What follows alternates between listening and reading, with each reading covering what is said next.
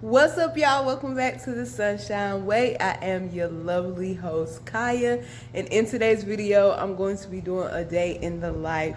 Now, I thought today would be a really, really good day to do a day in the life. I just got into my classroom, but I thought today would be a good day to do a day in the life because I have an IEP meeting today. I'm doing a Nearpod lesson today that one of my co-teachers came up with. So I'm doing that. So I thought it would be fun to see. And then after school, me and Serenity are going to get some stuff because me and her created a dance together, and y'all will see that very soon as I've talked before. So I thought that would be fun to see. And then I have dance. Today is Thursday, and I have dance on Thursdays.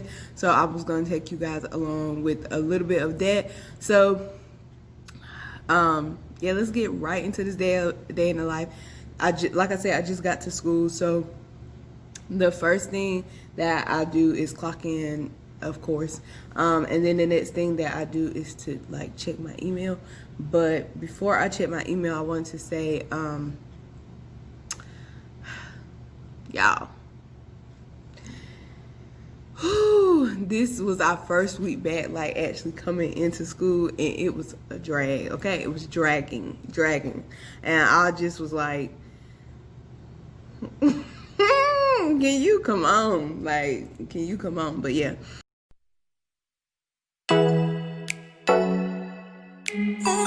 I got a IEP meeting today.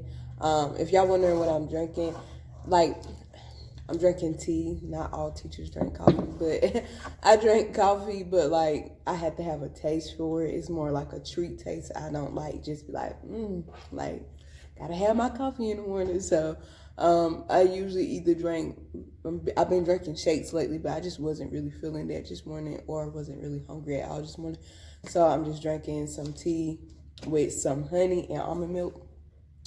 Anyways, just finished checking my email. So the next thing that I'm going to do, like I said, I had that IEP meeting today. So what I'm going to do is I'm going to go into ECATS. Now, this is something like I recommend pretty much all special education teachers do. You like, when you got an IEP meeting, like either at least look over it one time prior to, like, even though you know you finished it and you know everything good, look over it prior to the meeting just to make sure like you're not missing anything or anything needs to be added.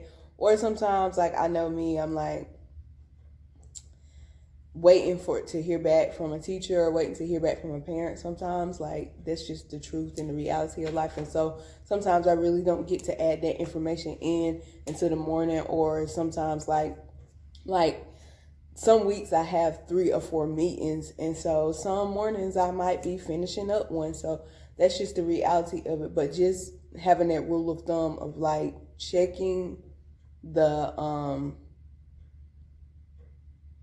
IEP or to make sure everything's good, especially if you're doing like evaluation, like reevaluation and stuff like that, like making sure everything was inputted correctly and all that, and that you invited everyone that you need, because nothing makes a speech pathologist or occupational therapist, like nothing makes them probably more irritated than not getting invited to the meeting or being invited to the meeting late. So just make sure you invite them to the meeting. So what I do is like when I'm sitting down and stuff at the beginning of the school year, I make sure I contact the speech pathologist and the occupational therapist or anybody else who like is in contact with my students, and I make sure like, okay, so looking at your caseload, what all students do you have connected to me? That way, every time their meeting come up, I'm like, oh, I already know she told me that, you know what I mean? Or if I don't do that, at least a month or 2, sometimes 2 months, I'll go into the IP and I see, oh, they have related services and stuff like that. And some of y'all probably like, why do you do that? Because if you're not in elementary and you're in middle school or high, you pretty much get a new caseload every single year. Like in elementary, you kind of work with those kids and you might get add-ons or pull-outs as far as like how many you have on your caseload. But in middle school and high school, you have it to where like it like, I can't think of my words right now. When you're in middle school or high school, you get a new caseload. So you have to basically start fresh every single year trying to figure out who these kids is, what are they related services, who are they connected to, do they have any outside services that's outside of school. So like it's a thing, okay? It's a thing. It's very stressful. But anyway, so I'm about to look over this IEP.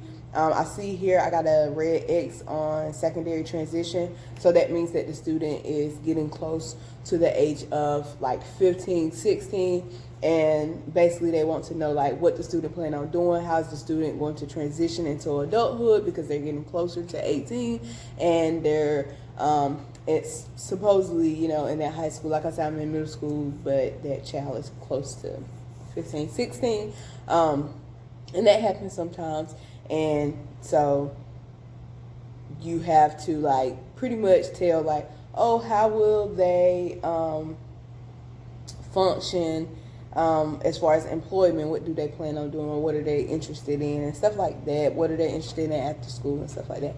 But anyways, if y'all want to see like a detailed like specified video towards writing IEPs and stuff like that, please comment down below. I definitely don't mind doing that. It is hard because you can't show like the student's information and name and stuff, so I can't literally sit here and like go there, but we could sit like this and I could talk y'all through me going through an IEP and give some tips and stuff like that. So if you would like to see that, comment down below. But right now I'm about to finish that before it's time for me to go to my first class, and then it's looking like I'm running out of time before my first class. So after I finish this, I'm going to go to my first class, and then on my plan. Okay, so I just finished my IEP meeting.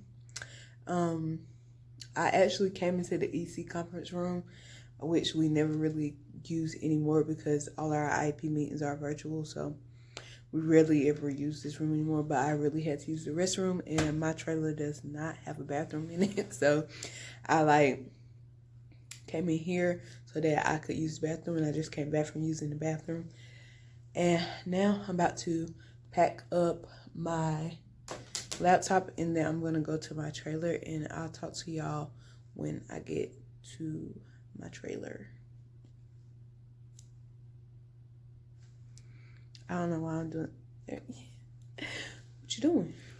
Okay, I just feel a little odd because I think maybe somebody will open the door and they're gonna see me and be like, girl, what is you doing?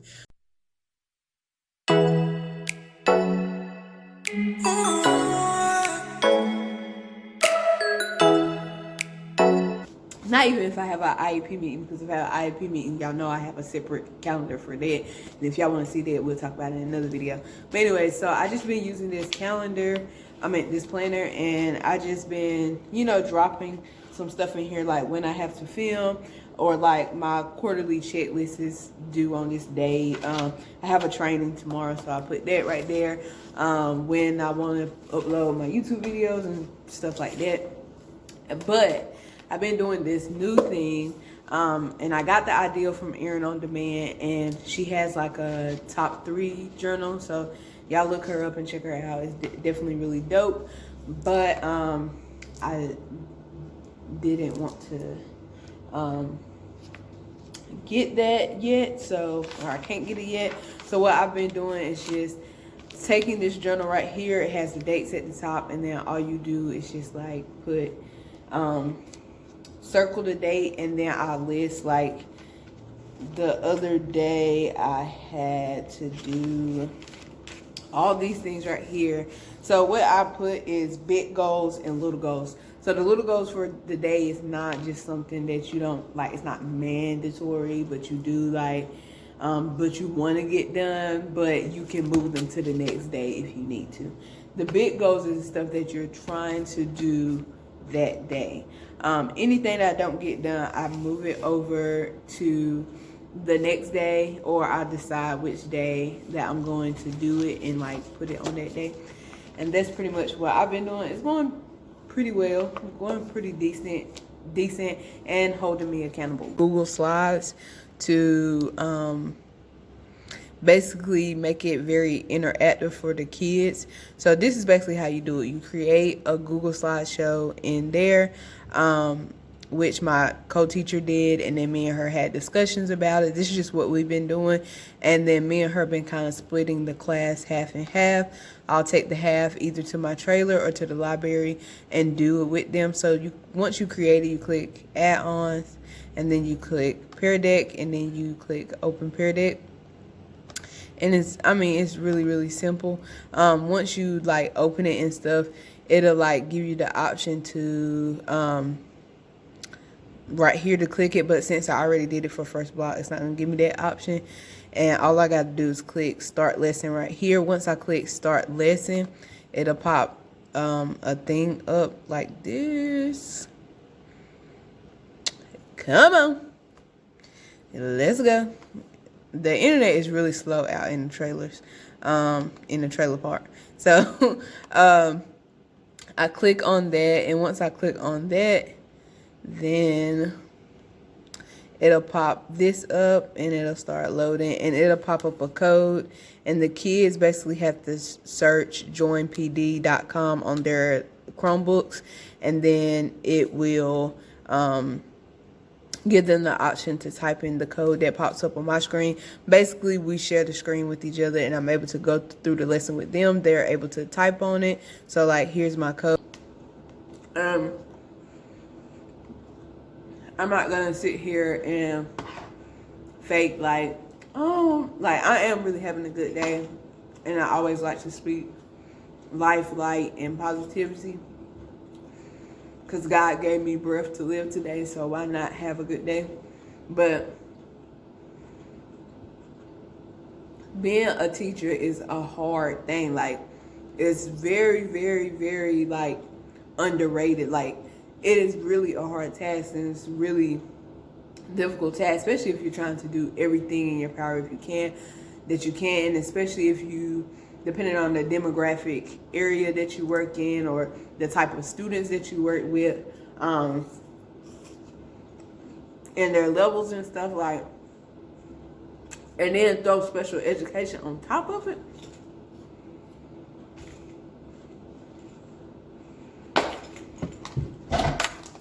Gotta go. I'm just kidding. But for real, it's a difficult task. So anyway, I'm about to sit here and eat my apples, and then work on the progress reports, and then I'm going to talk to my mama on the phone. I like always call my mama during planning unless I have a PLC or IEP meeting, or if my IEP meeting finished early like it did today. I just call her because my mom's had her second brain surgery, so I try to talk to her during my planning and making sure we all caught up on the latest, whatever we want to talk about. So I probably won't talk to y'all again to after school because I want to make sure I include the other portions of my day.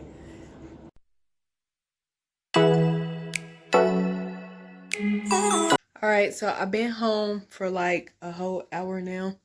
I just emptied my lunchbox and trying to work with this lighting.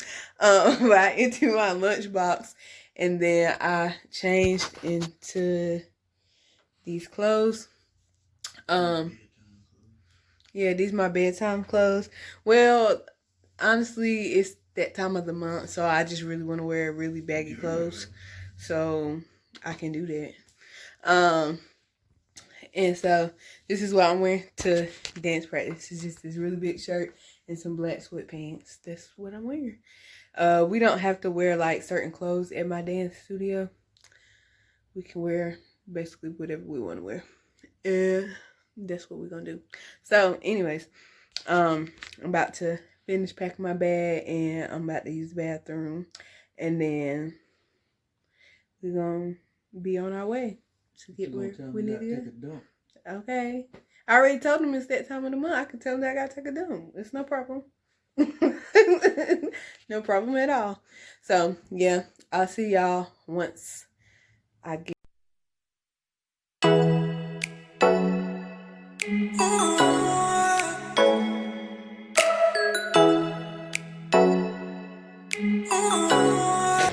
So while I'm waiting for my next class to begin, I like to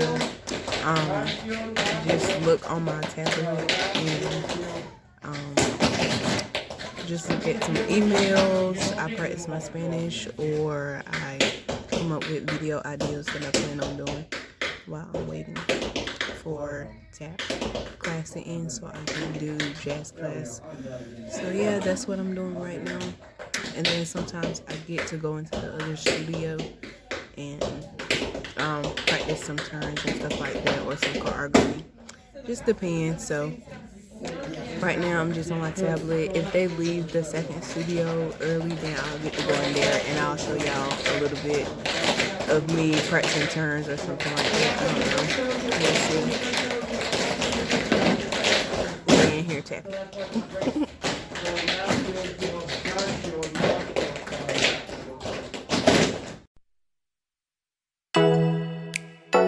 Alright, so now I'm in the studio by myself. This is like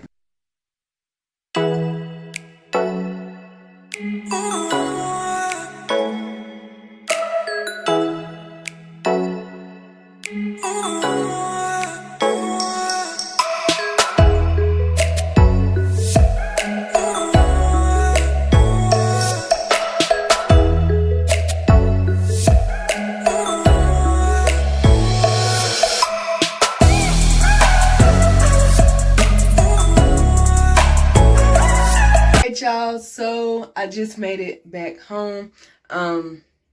It's been a really long day, honestly. Full day of teaching and then full day of dancing, because I take 2 dance classes on the same night. Like, I take hip hop and jazz on the same night. So when I get home, I be tired and I be hungry, like really hungry for some reason, because I haven't ate since lunchtime at school. So I'm about to hop into the shower, and then after I hop out the shower, then I'm going to get something to eat. But I think I'm going to end the video here. Maybe I'll do a night routine really soon, and then y'all see what I do at night, if y'all even care. But yeah, so I'm about to hop in the shower, then I'll get something to eat.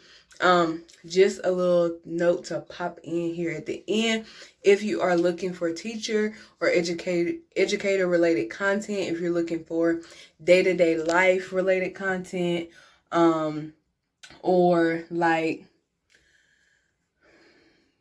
any content related around special education, if you're looking for any content around dancing, anything about dancing, flexibility, stretching, moves, my journey personally as a dancer. And I want to encourage y'all to join me on the journey with dancing, because I don't know it all with dancing, and it's a lot of stuff that I'm just now learning and stuff that I'm just now getting into, and I really want to be accountability partner with you. So please comment down below if you're just starting your dance journey. It don't matter if you're 12.